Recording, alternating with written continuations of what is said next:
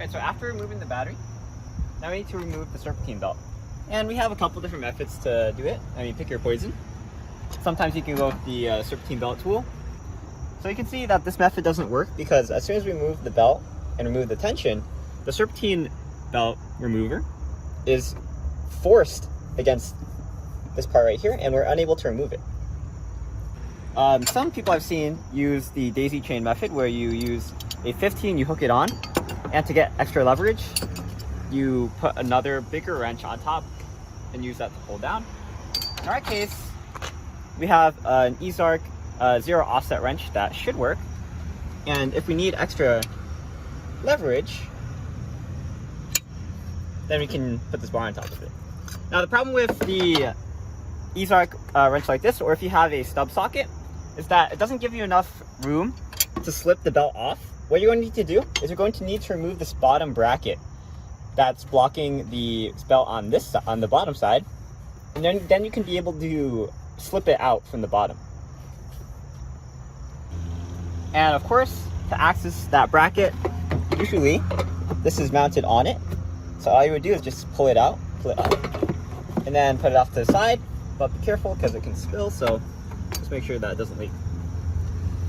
Okay, so what we're going to do with that is... Where'd it go? So what we're going to do with that one is there's a bolt here that's easily accessible with an extension, but this one's not so easily accessible. So we're going to use a wobbly bit to get access to it. Let me take my Milwaukee and attach it.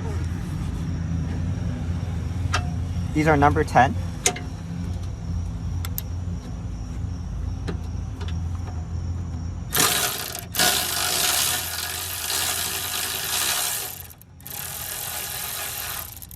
Okay.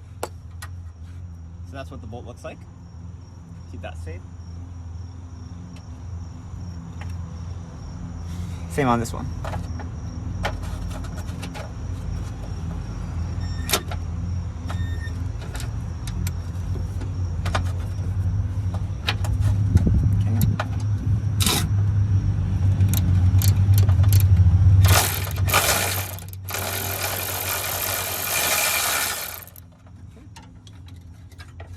The second one, and save the bracket for later.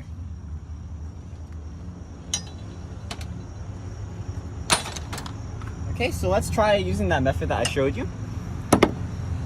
Of course, if you use the serpentine belt tool, you're not going to be able to slip the belt. I mean, you can slip the belt on the top, but it's not going to give you enough space on this side. Okay. All right.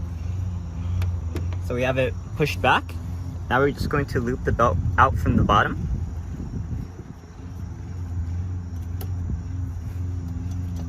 All right. And then slowly let go. Let's see how far back it...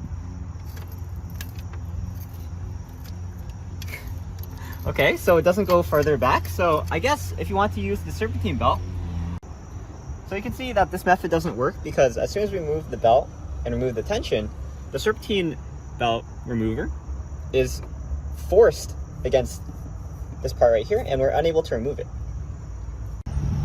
Okay, so we're going to tuck the serpentine belt off to the side. And we're going to want to get access to Alternator by flipping this pulley up. So in order to do that, we're going to loosen this bolt here and completely take out this one and then flip it up. It looks like we'll also have to take out this hose here. So I'll take that out right now using some pliers.